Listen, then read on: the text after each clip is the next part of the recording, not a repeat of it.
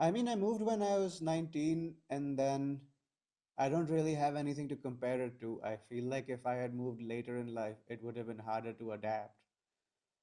But then the situations that ended up shaping a lot of what I do now are just all, they all have to do with learning how to communicate with people in a way that people will understand, and less talking just the way I've always been used to talking and hoping that they'll get it. I don't really keep too much personal. I I think the rule is, say when I was starting out, I got this advice from a fellow comic that lives in Canada. His name is Lars. He told me, say what you like and then keep what the audience likes. So that kind of helps with always saying things that you believe in. So I'm never saying something I didn't want to say, because I'm starting by saying what I like. And then when they like it, you keep it or you edit. So sometimes you go home and you say, I wanted to say that, but it didn't really pan out the way I wanted to. And is that because I didn't say it right? Or is it because it's not something I should have said? Usually I err on the side of I didn't say it right. So it's a lot of figuring out what happened in the room and why. And is it because they're uncomfortable, or why are they uncomfortable? And then just editing. I don't think it does hit people globally. I think it hits Indians everywhere. Uh, Comedy hits people globally because it's like people have this, anything that people like, they think it's global. But it's, I mean, most, to be fair, it did hit many more people than I thought it would hit. Like, there's white people in my Facebook comment sections that are like, this is so beautiful. So I didn't expect that. So it does, I guess, do a good job of explaining Hindi or Urdu lyrics to people that don't understand them. I did know that. And that's just because it's not that I understand Hindi and Urdu better than other people. It's that of all of the people that understand everything in Hindi and Urdu, I'm probably somewhat well equipped to explain it in English. So it's just, I still go and look up synonyms for, it's the because I've had a background in music, and I like Bollywood and I like Indian cinema and I like Hindi music and Urdu music, but I do most of my work in English. It just so happens that I can explain that stuff a little better than if I look at the translation of a Hindi song on, I don't know, like Bollywood lyrics or something, it always feels really cringy to me, because it's missing something. It's either missing the rhythm, or it's missing the poeticism, or it's missing the meaning, because the context has shifted. Or like, it's things uh, like Vishal Shekhar had this song in Jankar Beats called, I think it was Sonona, where the first line of the song is Dil ne tumko chun liya hai. And I feel like, I don't know if I'm still speaking in a Canadian accent, but it's Dil ne tumko chun liya hai. And then the translation was, for the longest time, I have decided that you are mine, or my heart has decided that you belong to it, or something like that. And I was like, yeah, no, that's not, no. So it's just that it's either, and then sometimes it's like, okay, the कभी अलविदा ना कभी अलविदा ना कहना had the दूर जाके भी मुझसे तुम मेरी यादों में रहना. I feel like people forget how intertwined a lot of those lyrics are with the film that they came from. So I'm like, you understand, one of them has cancer, like, as a, like, it's a sad song. So you can't just translate the lyrics and be like, oh my god, so beautiful. I'm like, context is important. So I have a background in, uh, I worked on the iPhone for a year or two. I was doing supply chain management for the iPhone, and then I was a software developer for a few years. And the company that I worked for, I was doing localization software, which basically means, what does this piece of software look like in some other country? So, or if you're looking at an Apple Watch, and the text is scrolling left to right, but you're in an Arabic speaking country, the text is supposed to scroll right to left because the script is the other way around, right? So then if Arabic is scrolling left to right like English does, everybody's going to be like, how am I supposed to read this? So it's like the context changes based on location, right? So there's like certain like horrible words in English that are horrible in some places, but not horrible in other places. Like the slur for gay people in America is the English word for cigarette in London. It doesn't work. So when you're translating something, you have to know who is reading it. And if these people do not speak Hindi and Urdu, then you have to translate the context that the thing was written in. You can't just translate the words and be like, ah, oh yeah. So it's a lot of that. I feel like every non-resident Indian's problem is outside. I mean, actually, I don't know what. I tend to have the opposite problem. Usually, when people move, people complain that they don't speak English well or whatever language that they're assimilating into. And then when you come back home, they feel like you've become too English, I guess, or too Canadian in my case. My problem is when I moved to Canada, everybody was like, "You speak English really well." I'm like, "तो हाँ आती है ना मुझे." And then when I came back to India this year, people are like, "You, oh my God, you speak Hindi very well." I'm like, "तो इधर से ही सीख के गया था." Like, what do you? So it's you feel like you don't fit quite anywhere is my problem. But with stand up, it's fun because that's the honestly you can the funniest you're going to be is from the outside. To be honest with you, from the inside, you can only be funny to people on the inside.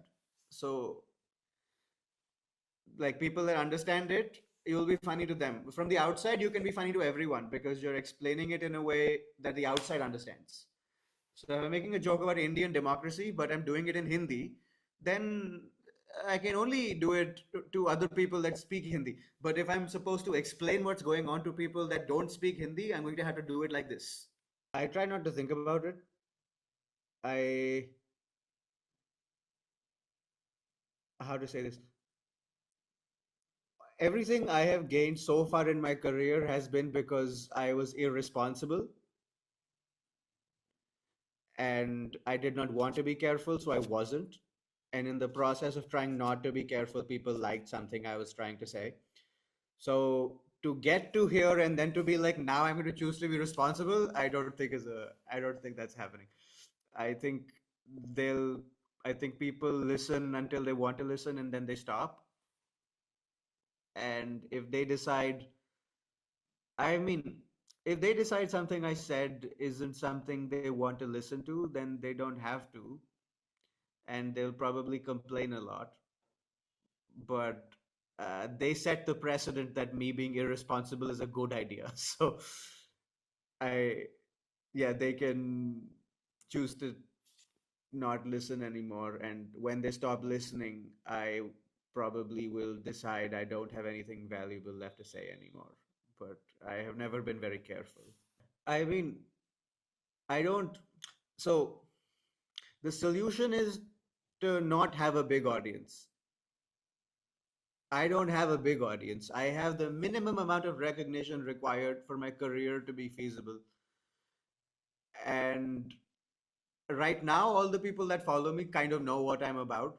I am, and it's like when people leave a movie theater, they say it's underrated or they say it's overrated, but it's never just rated. Nobody leaves anything going, that is exactly how good I thought it was going to be, because they all want to feel like they have had an impact. So they want to have opinions that feel like are pushing some, like it's like if you walk into a room saying I think I'm ugly, people will go, no, you're beautiful. And you walk into the same theater going, I think I look great, and they'll be like, you don't look that great also, and you can look the exact same.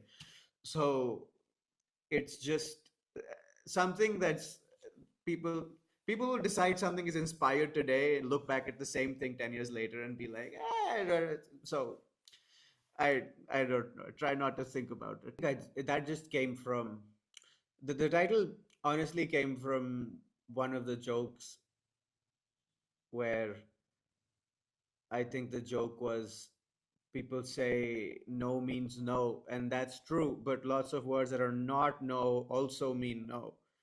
Like, sorry, I have a boyfriend means no, and I'm just not in a place where I'm looking for anything right now means no. And one time I asked somebody out and they said, where is this coming from? And that also means no, but I didn't know that. Because where is this coming from means where did you find the audacity to ask this question? Or औकात कहाँ से मिली तुझे was the punchline. But that's where that came from. But then the whole hour is like that. There's like minute that's there's uh, in general, the three themes of that hour are religion, freedom of speech, and consent. So it's not exactly the most digestible topics. So it's called the audacity just because it felt like saying a lot of the quiet parts out loud. Like a lot of the meaning behind that hour is I agree with you, but this opinion is incomplete. Like no means no. I agree with you, but it feels incomplete. Like I there's lots of other things that mean no. I'm there's a context issue. You can't walk up to somebody that's trying to learn about dating and try to like consent is rule number one. And I'm like, okay, fine. I know we are very far back. Like some people are genuinely at rule number one, but I was asking for rule number 13. Like, अभी English मत सिखाओ मुझे. So there was that aspect of it because I know when I'll say it, people will be like, "ये कैसी बातें कर रहा है?" So then, uh, the religion, I was also like, okay, again, lots of rules. They make a lot of sense, very nice, but okay, some of them don't make sense also. And again, people will be like, "How are you saying this?" I had a joke about how I cannot go to certain countries if I make certain jokes. And I said, if I make this joke, I can't go to Israel, and if I make this joke, I can't go to Vatican City. And then everybody was arguing about why I called Vatican City a country. And then they had to go into Google Maps and realize that actually Vatican City is a country inside of like Italy. It's actually it has its own rules. It's sovereign, technically speaking. So it is a country, even though it's called Vatican City. See, this one line of 1 hour has caused like hours of debate on Instagram. So it's because of this that the hour is called what it's called. I'm like, I've not said anything wrong. It's just somehow open to debate now. So that's why. No, I don't know what glam you're talking about, by the way. I'm sitting at my dad's house. I was eating Rajma Chawal 5 minutes ago. So uh, I don't know this glam you are referring to. I have no idea what you're talking about. But I don't think I have like a pre-show ritual. I have, I'm a DIY comedian. So I have sat people in seats at my own shows. And I have done my own sound and video recording and then done my own editing and posted it and then had like run my own Eventbrite and my ticket sales and my own ads. So I am very separated from the glam of it all. But the ritual before a show is until I get on stage, I am the producer of the show for the most part. I know some people have producers, but I don't like paying people. So I rent the venue myself. I mean, honestly, it was just when I started stand up, nobody was willing to rent it for me. So I had to do it myself. And so then 2 years later, when people started wanting to do it for me, I was like, I'm not giving you money for something I could just do myself. I have a chip on my shoulder about that. So I I don't know. I'm very like you invest on the ground floor or don't come talk to me when I have my IPO. You know what I mean? Clear. So Understood. That's so yeah. no glam. I'm just 5 minutes before the show, I'm in the sound booth setting up the voice recording and looking at the audience to see what percentage of them have been seated. And then usually I prefer to bring on the opening act myself. So I'll be the one at the mic behind the stage saying, "Thank you very much for coming, and please give it up for your opening act, whoever that is." Because I also feel like people don't really have the same excitement for bringing on the opening act that I do. So it's like it depends on the countries. Sometimes, like, uh, I'm very used to like the little things for like it's like with language and rhythm. Like sometimes people when they bring on a comic, they'll start saying the name at the beginning of the sentence, and then at the end they'll say the accolades. But that's how you bring somebody up at like a conference or like a assembly where they're like, your next speaker is Dr. Varun Das Gupta, and then launches into like five sentences about why Dr. Varun Das Gupta is like he has a PhD in neuroscience and this Padma Bhushan, Vibhushan, whatever he has won. And I remember being in the audience in that assembly, being like, "Jaldi khatam kar," like, why? इतना नहीं सुनना है मुझे. So then and I'm like, yeah, that's why you're supposed to say the name at the end, not the beginning. You're not supposed to. You're supposed to be like, your next speaker has won the Padma Bhushan and is a PhD in neuroscience. Please give it up for Dr. Varun Das Gupta so that they know when to start clapping. Otherwise, they'll say the name at the beginning, then give the accolades, and then they'll be like, without further ado. So I'm like, तो क्यों किया ado? किसने बोला था? मैंने बोला था. क्यों बोर कर रहा है फालतू में? So it's like little things like that. So if like people will come from they'll be like, I have a hosting background, and their hosting is conferences and shadis. So they'll say the name up top, and now the audience is like, show kab shuru hoga? So I like being at the back just to do that correctly. That's Yeah. the glam. Yeah, that's inside. I can't get rid of it now. So I can learn, yeah, I can learn communication. I can learn to communicate with people that I don't understand and people that don't understand me.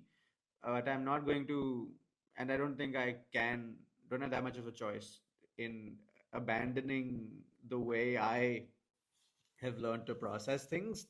I've unlearned some of it, but mostly it's existentially Indian.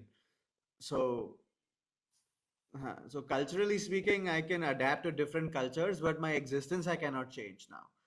So I might switch up an accent once in a while if I'm speaking to specifically a white person. I can change my accent, but I can't change that I remember how to jaywalk in Delhi.